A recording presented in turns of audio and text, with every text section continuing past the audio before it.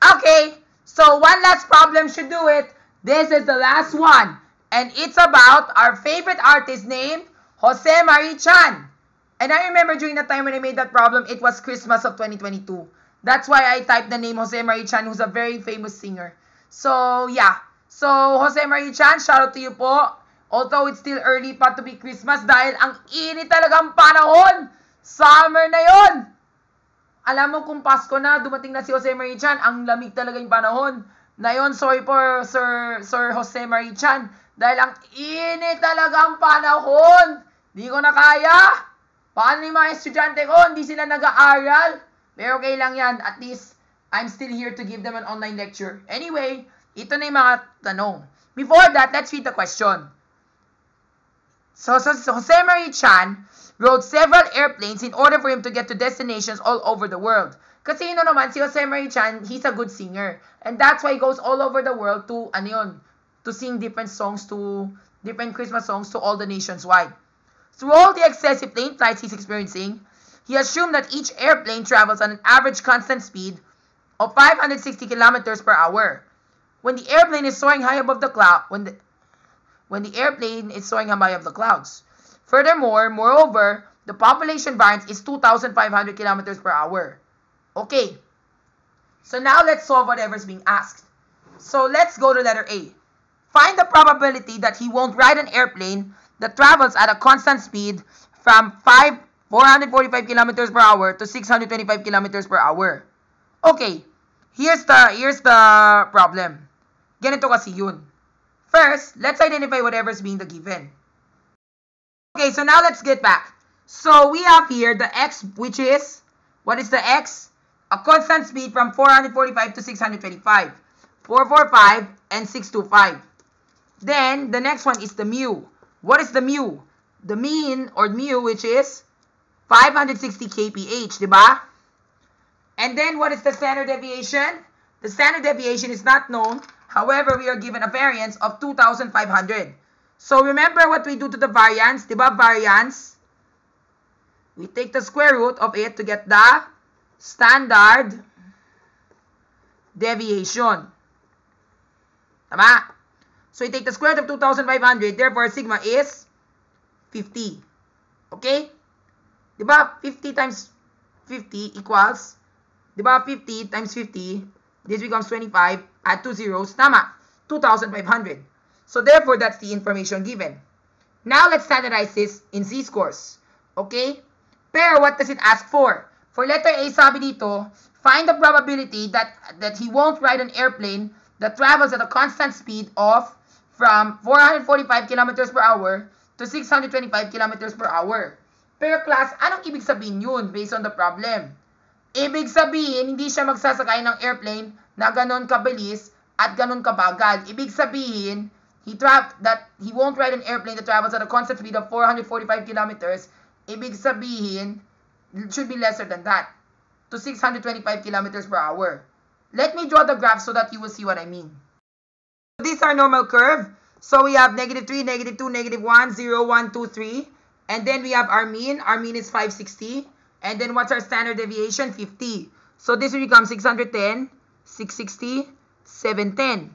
This one will become 510, 460, 410. Pero what does it say? Less than 445. It is that he won't ride an airplane that travels at a constant speed of 445. Where is 445? Dito siya. Pero we do not know exactly where's that z-score. Now, where is 625? Dito siya. But we do not know exactly where's that z-score.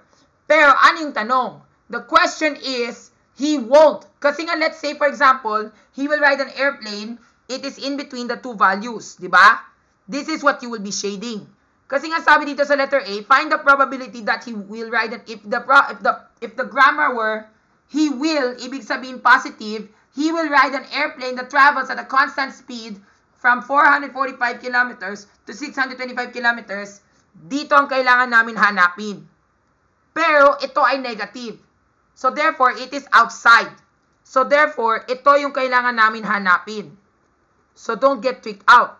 So yan, ito yung kailangan namin hanapin.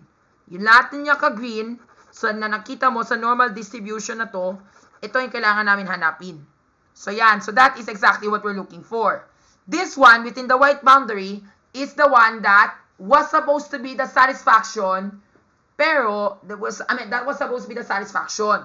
Kaya lang, sabi dito, it's negative. Sabi dito, he won't. As in-emphasize ko, he won't. Ibig sabihin, hindi siya magsakay ng aeroplano more than 45 kilometers.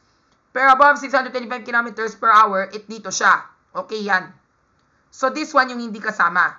Now let's solve for the Z. Do you still remember what we're gonna do? Are we using normal or sampling? Normal. Kasi po, di ba sabi dito, we are using the normal distribution. Wala pa tayo ang sample ng n sa problem. Pero as we dwell farther into the problem, the sample n is already depicted. So let's solve for the z-score for 1. So z of 445 minus 560 divided by 50. So this one will become negative 150, di ba? Tama ba? Negative 150 divided by 50. And that is negative 3. Let's standardize this in Excel to see if we get the right answer. Okay. So standardizing this, we type standardize 445 560 50. Yan, that's negative 2 point. That's negative 2 point. Wait. Diba, because I remember this one, 560 minus 445. This one is 15. Tama, that's 115. So that's 115 pala. 115. And then we divide by 50. So therefore, we simplify this. Divide by 5. This one becomes 10. This one, 115, divide by 10. Divide by 5, 23. So that's 23. Negative 23 divided by 10. And negative 23 divided by 10 is the same as negative 2 and 3/10, which is the same as the z-score of negative 2.3. So tama, this is a z-score of where it will be. Negative 2.3. Ito yun. Yung 445. Dito siya sa z-score ng 223. Negative 2.3. Sa boundary na to. Next, let's solve for the z-score of the other one. So z of 625 minus 560 divided by 50. So 625 minus 560, z 5, 12, 5. This becomes 75. It's 75 divided by 50, which is the same as 5/4, which is the same as 1 1/4 or 1.25. So yan. Kung nag-standardize namin to, when we standardize this outcome,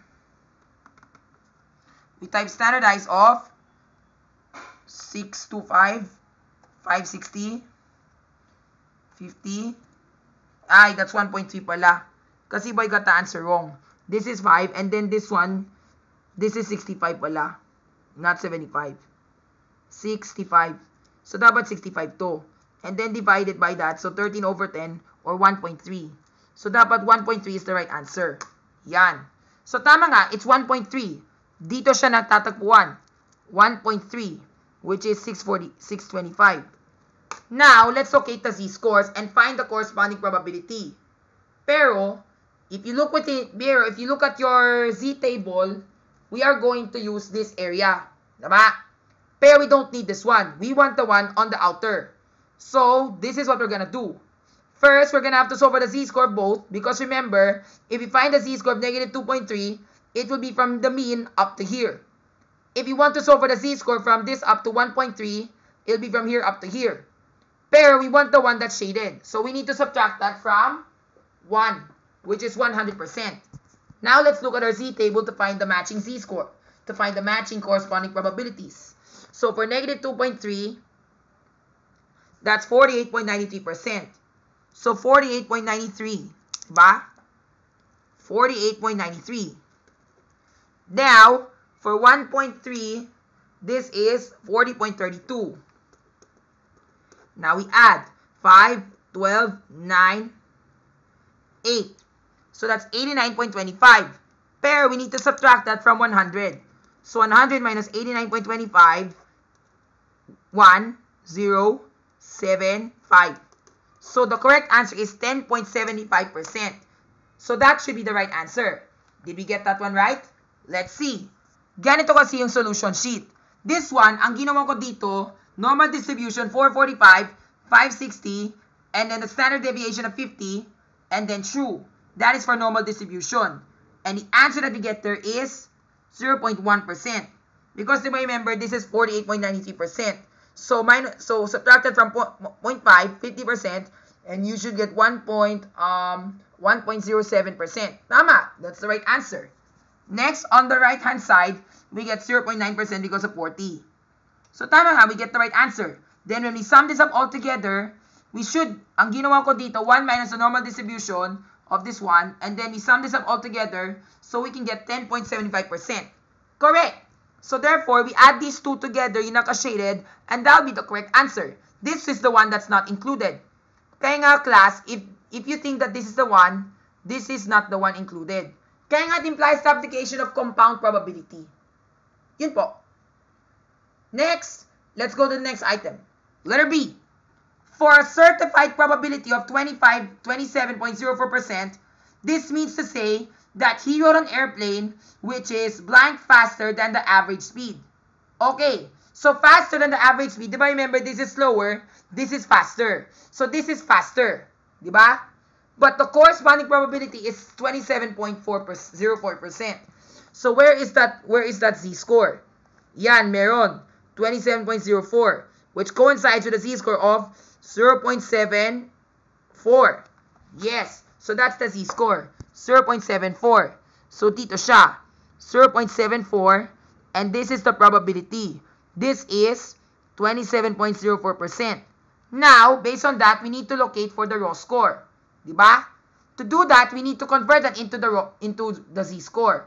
So the z-score is 0.74. And we still remember the formula x minus the mu, which is 560, divided by the standard deviation of 50. Diba? So multiplying that by 50, this gives me 20, 37, then equals, and then yun nga, diba? And then 2 decimal place. Then x minus 560 equals 37. So plus 560, s equals 597. So tama, that is the correct answer. So therefore, that is the right answer. Pero, diba this is 597, it should be in between here. Yan, diba? 597 kilometers per hour. Pero, he rode an airplane which is how much faster than the average speed? Kasi nga diba the average speed is 560 and you got 597. So we need to subtract again. So 597 minus 560 to give us 37. So that's the correct answer, which is 37 kilometers per hour faster than the average speed. Let's see if we got this one right. Yes, ito yun. So ang ginawa ko dito, normal dot inverse of the probability. And then the mean of 560 and the standard deviation of A721 of the 50. Then, we did this. I subtracted this answer here minus the mean to get the agwatan. And it's 37 kilometers per hour faster than the mean. Tama, we still get the right answer. Next, letter C. Find the speeds of the airplane that lie at the upper 36% of the distribution such that this sector is being divided into 3. For this one, we're gonna draw another normal. For that, we're gonna draw another normal distribution. Please wait for a moment. But I think what you all this, I think that can be combined together with letter F because I know it's combined together. Pero I will show you what I mean. Let's skip letter C muna and let's go to letter D. If the sample mean chosen in the sampling distribution is 540 kilometers per hour, whose z-score is negative 2.53, how many airplanes has Jose Marie Chan ridden? Okay, so for letter D, this one implies the application of sampling distribution na. Kaya that's why nga sabi ko dito, I don't like to answer letter C, pero we can still answer letter C if we want to. Pero that will be in a normal, in normal distribution. Pero I want to do something muna para we can show you what's the difference between the two. Para sabay. Because I'm going to draw two curves just like what I told you before. So now let's work on the sampling distribution so that we will know what is the sample. Now, in the letter D, sabi dito, how many airplanes has Jose Marie Chan ridden? So now we are going to apply the z-score with the square root of n. So do you remember what is the formula? Z is equivalent to x minus the mu divided by the standard deviation, which is divided by the square root of n. Tama? So now let's identify whatever is being given. So our z-score is negative 2.53. Our x is, do you remember what is the x? if the sample mean chosen in the sampling distribution is 540 kilometers per hour. 540. So, 540, di ba? And then, what is our mean? 560. Bakit 560 yung mean? As always, di ba, sabi ko, the population mean and the mean of the sampling distribution are always equivalent with each other. Kaya nga, lagi sila, karapat-dapat pantay sila. And our standard deviation is 50. 50 divided by what? Square root of n. That we don't know. So now, let's simplify the numbers first. Okay? Let's simplify this. So we still have negative 2.53 as our z. And then we have 40 minus 560. This gives me negative 20. All divided by this thing, which is 50, which is the standard deviation, divided by the square root of n. Pero, this is a bit tricky, pero don't worry, madali pa yan. It just so happens that it implies the application of solving for the variable in hidden secret denominators. So yan. And just what I said, di ba, for the other one, para you can apply cross multiplication, di ba, you can also apply cross multiplication. You can multiply both sides by 50 times the square root of, divided by the square root of n on both sides. And to show you emphasis, we can just put 1 underneath the negative 2.53, and then from there, what do we do now? We multiply both sides by this entire quantity of 50 divided by the square root of n, so that this thing cancels, whereas on the other side, you have 50 times the square root of n multiplied here. Tama? Now on the right hand side, you're just left with negative 20, where on the left side, you're gonna have to do 2.53 times 50. So negative 2.53 times 50, diba? So this one will become 15, 26, 12, diba? Then add 0. Let me see if I got that one right. Negative 2.53 times 50. Yes, we should get this answer of negative 126.5. So, tama. Now we have negative 126.5. Diba, remember this what I did here? Diba, remember ang ginawa ko dito?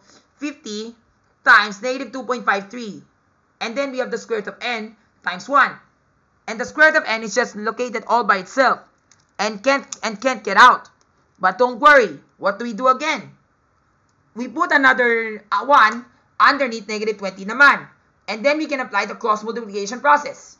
So we multiply both sides by square root of n here and square root of n here. This one will cancel. And now you're left with negative 20 times the square root of n is equivalent to negative 126.5. Now what do we do? Kasi nga, remember, this n here can be raised to the 1/2 power. And remember, this one first, then multiply by negative 20 to give me this answer. So we have to divide both sides by negative 20. Doing that will just give you the square root of n. Para mas mabilis, I'll show it to you na ng Excel. So this guy divided by negative 20. And what did we get? And what do we get? We get 6.35. So therefore, our n square root of n is equivalent to 6.325. Tama? Now, what do we do now? Remember, we want n to be all by itself. So, what do we do to this value? We square it so that we can get n. So, as we square this, diba, remember, this is being squared. And what is the answer that we get? The answer that we get is approximately 40. So, round up to the nearest whole number and tama. So, therefore, n equals 40. So, therefore, your n is 40. So, now we already know the sample size. The n is 40. Although that may not be a perfect square, pero because there are lots of irrational decimals that go along with it, pero we see the 2 zeros being consecutive after the whole number. So, therefore, this is exactly 40. Okay? Now, to double check to see if this is proven, let's do this. Let's double check. So, diba, remember, 540 minus 560 divided by 50 divided by the square root of 40. Diba? This is negative 20. And then 50 divided by the square root of 40, we can just type that already automatically. 50 divided by SQRT, 40. Diba? You get this answer of 7.90. Pero, so far you won't write the information for a long time, you can just simply divide it. So, negative 20 divided by this guy, so that you can get the Z-score. At yun nga, That's the rounded version. It's negative 2.5298, which is simply rounded to negative 2.53 in 2 decimal places of your z-score. Did you see this? That should be your z-score. Negative 2.53. That is the z-score, and it makes a match. So tama. Now we can already formulate the sampling distribution table. So now your standard deviation is 7.905, or which is 7.91. So now let's draw the normal curve and the standard curve all together. Here's the normal curve that I draw. Ito na yung mga normal curves that I draw. The one you see naka-black, that is represented as a normal distribution. The one you see naka-blue, that represents as a sampling distribution. So now we already know the values of the standard deviations in the sampling distribution. That's 50 divided by the square root of 40, which gives me 7.9, and this is supposed to be the standard deviation, diba? Of the sampling distribution of the sample. Now let's answer the following questions. Before that, let's go to letter E muna. So letter E, in a sampling distribution, if a probability of 38.30%, 3%, in a sampling distribution, a probability of 38.3% means that Jose Marie Chan rode an airplane which is blank slower than the average speed. Ayan, slower. Diba remember when we say slower, ibig sabihin mabagal. Now first, let's locate for where is that 38.30% on our Z table. So where do you think is that 38.3%? 38.3% is right over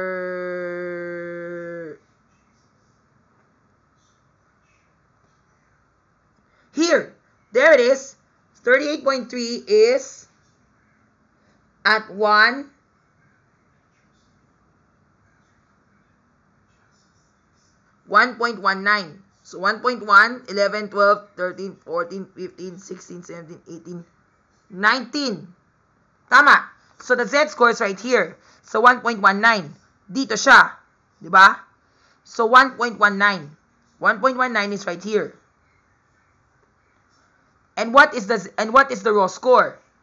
Now you're gonna have to apply the formula. So now you already know what to do here. Here's what I did. Ito yung solution sheet na ginawa ko. So ang ginawa ko, we did normal inverse of, diba, remember we have, what's this one? 11 point.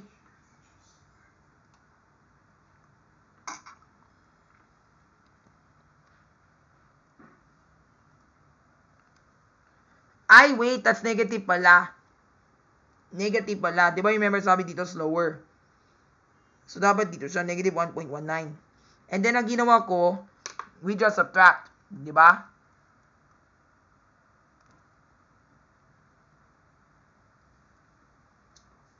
At tama yun ang sabi ko. Kasi nga, diba remember this one is, we want it this way. So if I were to draw another normal curve, which you see right here, ito po yung sampling distribution ko. Diba this is 0, 1, 2, 3, negative 1, negative 2, negative 3. If we look at this solely, diba remember, where is negative 1.19? Negative 1.9 stands somewhere here.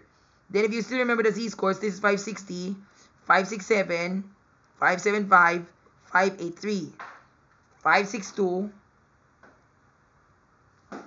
554, 5, what's that score ba?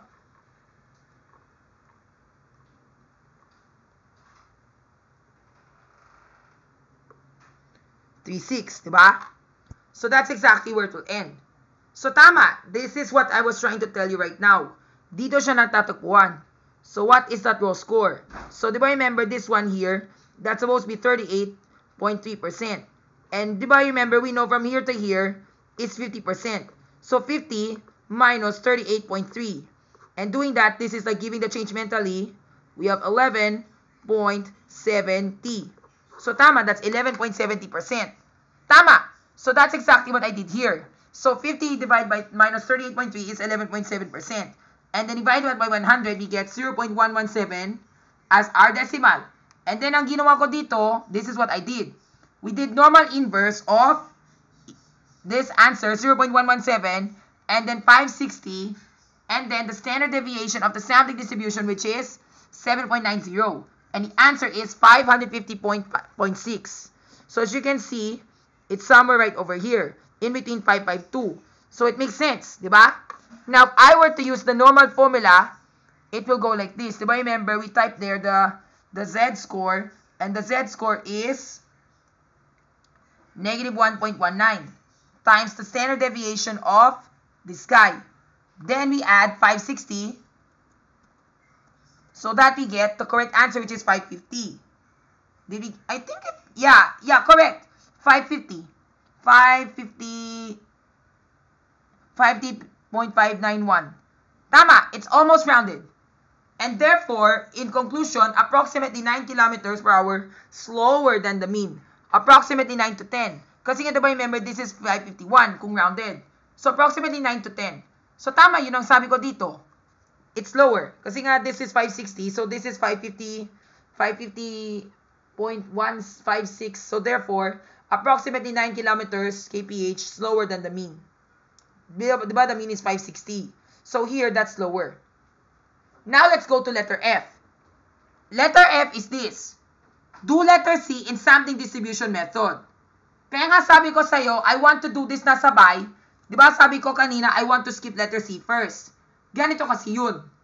Because it says in letter C, find the speeds of the airplane that lie in the upper 36% of the distribution such that this sector is being divided into 3. That is for the normal distribution. Whereas naman sa letter F, to letter C in a sampling distribution method. Okay, so ibig sabihin, letter F is still the same as letter C with the eligible criteria of finding the upper 36% of the distribution and when that sector is being divided into 3. Diba? So what is the upper 36% of the distribution? Alright, we know that the upper 36% is right here. And 100 minus 36 is 64. So if we type normal dot inverse, we're supposed to get 64. And then, sabi dito, the upper 36% of the distribution, such that that sector, ibig sabihin yung 36%, ay nakahati sa 3. Ito yung ibig sabihin ko. If I were to take this separately, ganito kasi yung mangyayari. Diba, remember, this one here is for normal, diba? So, you have 0, 1, 2, 3, negative 1, negative 2, negative 3. Diba? So, we know here, this is where the upper 36 is. So, where is that 54%? 64%? Ganito siya. Diba, remember, this is 50, diba? So, we add 1 more so that it will become 4. 14, diba? So, looking at our Z table, once again, nasaan ang 14%? The 14% must be somewhere right over here.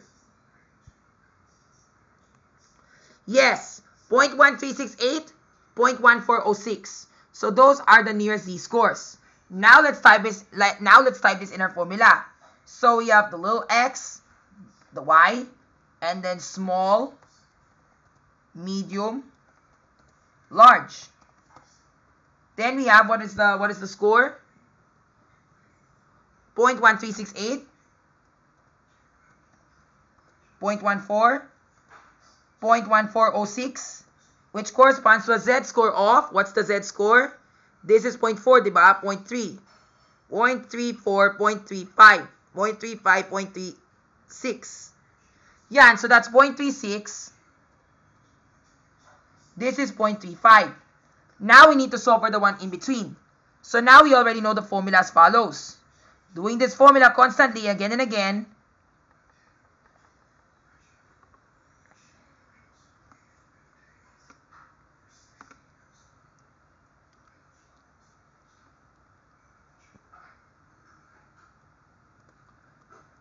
And then from there, we do this.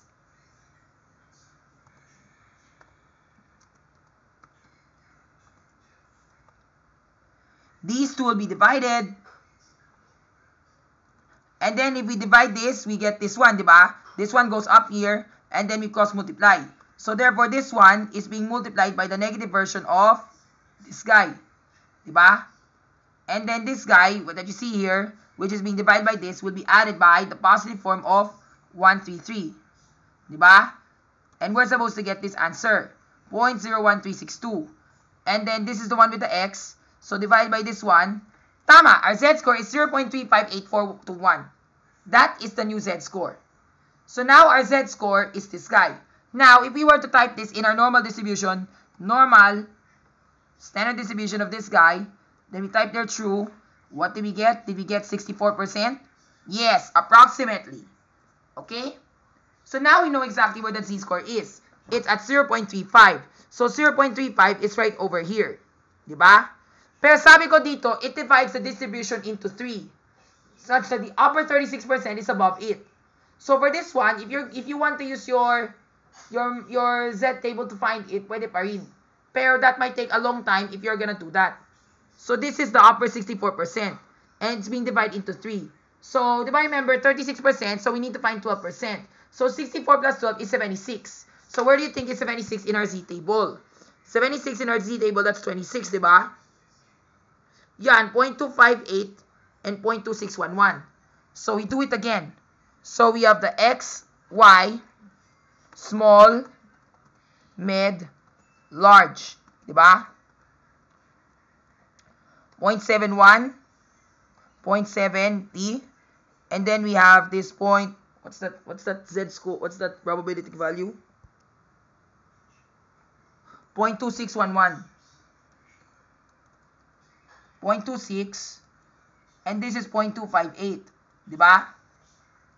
Then we apply the linear interpolation formula again.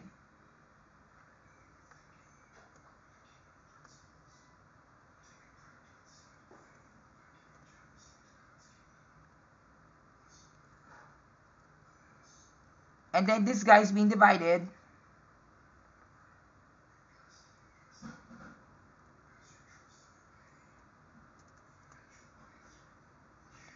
We get 0.31. Then this guy is being multiplied by the negative version of this guy. And we should get this. And then this guy is being added.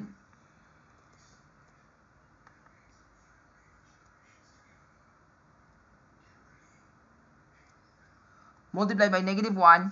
And we should get this. And then this guy, divided by this guy. Tama, we should get 0.3, 0.7, 0.706472. Tama. And that's the z-score. So 0.7, malapit siya sa 1. Dito na natatagpuan yung 12%. Now, let's find the 88%. Because 88% is the 38. Tama. So where is the 38? Yan. 0.3790 to 0.38. Teka, I think it's like finding the upper 12% of the distribution that I worked in some of the problems. Did I do that? I think I was able to work on that. I was able to find the upper 12% of the distribution. I think I've already done that. Parang mayroon akong problema na ganyan. I can't seem to find it. Pero if I can't find it, okay lang yun. Yeah, but I know talaga I've done this already. So this is the X and the Y. And then we have the small, mid, large. And then, diba, remember, we have the 0.38, diba? We need to find 0.38. So what are the two closest values? 0.379 and 0.381. Yeah, I think I remember last time ang ginawa ko that was 0.38 and 0.320. Yan. Dahil sa what you hold is a 0.32 something. That's why. Or maybe that was a different number. So tama nga, that's 0.3810, 0.381, 0.379, 0.381, 0.379. Then, what is the corresponding z-score? The corresponding z-score is 1.18 to 1.19. Tama. Now I remember where did I get that. Where did I get that? So, 1.17. Now I remember pala. I think I remember I did this already. Parang meron na ako. I remember. Now I remember pala doing this. Yung 1.7. I think it's gonna... yeah, tama. Correct. Meron ako dito. So, tama. And the corresponding z-score is 1.175, which is right over here. So, dito nagtatagpuan yung, yung second z-table. So, this one is the 12%. 12%. So, tama nga. I was able to find them. Now, all we have to do is to translate those into raw scores. So, what is the first one? The first one is, do you remember the third one is 1.175. The second one is, what's the second one? The second one is 0.70. 64. Then the third one is 0.36. Tama. So that's it. Now all I need to do is to multiply this. So this one will be multiplied by the standard deviation of this guy. Wait lang muna. So tama. So this guy, wait, am I right?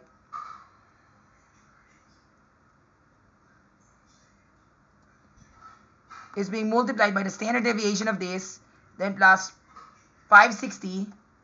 So tama, that's supposed to be 562 in a sampling distribution. Dito siya.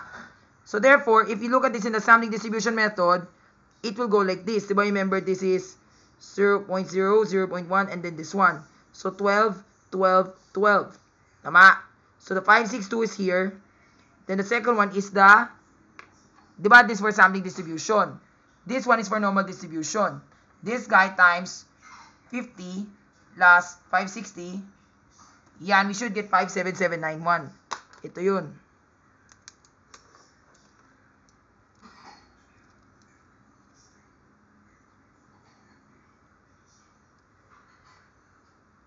$577.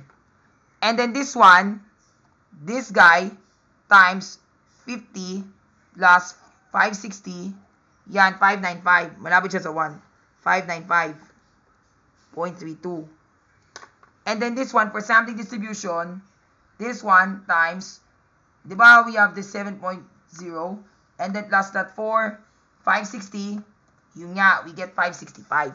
Tama, dito siya.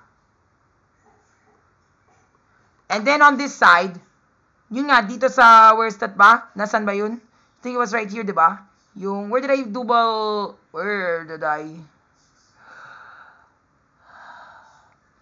that again? This is math.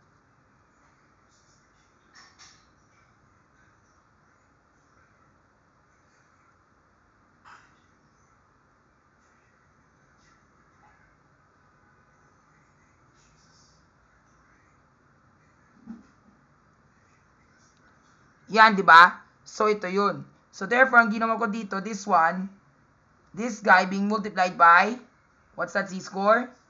50, and then add 560. Yun nga, 618. 618 is above the square root of 1. Second, third. Diba? Let's write it down na lang. So, first, what was the first one? And then this one, this guy, times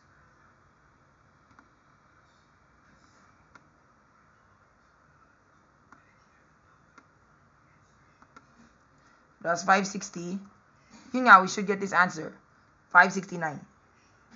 Tama, 569.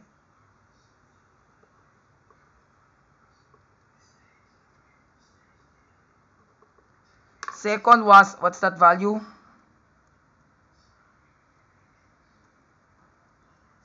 $565. Wait lang ah. Yan, so that's all our checkpoints. I know it might be a bit kind of vague, pero that's how it is. Now, just remember to see if I get it right. So, let's see how I did the solutions. So, ito na yung solution ko dito.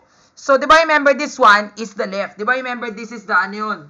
This is the percent of the distribution. So, 36 divided by 3 is 12. So, this one, I did 64 and ask one for the first half, and then the second half, and then the third half, and then we need to get 100. This one is in percent. Then we solve for the raw scores of each. Di ba remember the 64th percentile? So, ito yung ginawa ko dito. Ang ginawa ko dito, I did normal inverse of 0.64, which is the first half. Di ba remember it's right here, di ba?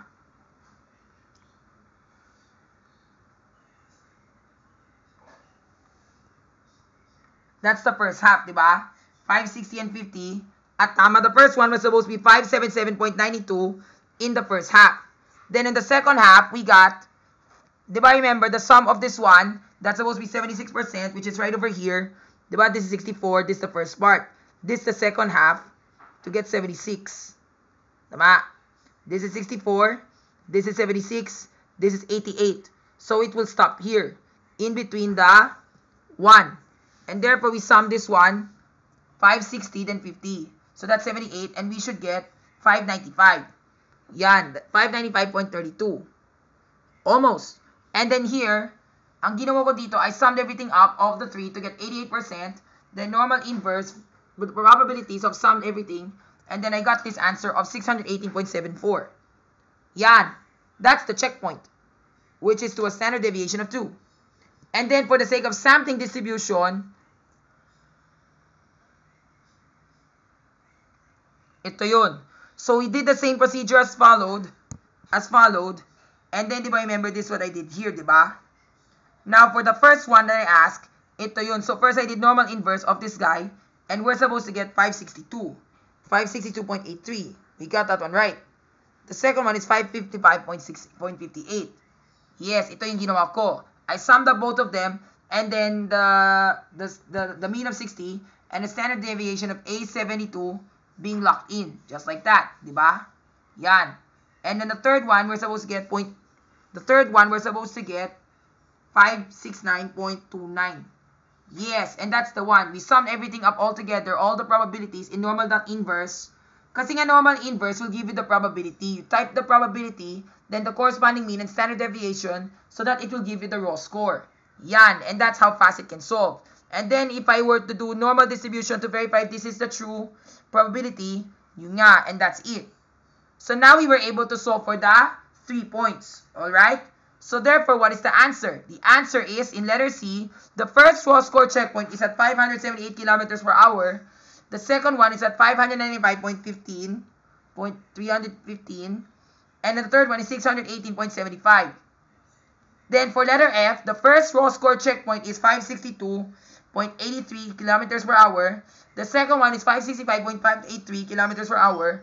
Then the third one is 568.289 kilometers per hour. That's it. We still got a long way to go, but I'll save that for another video.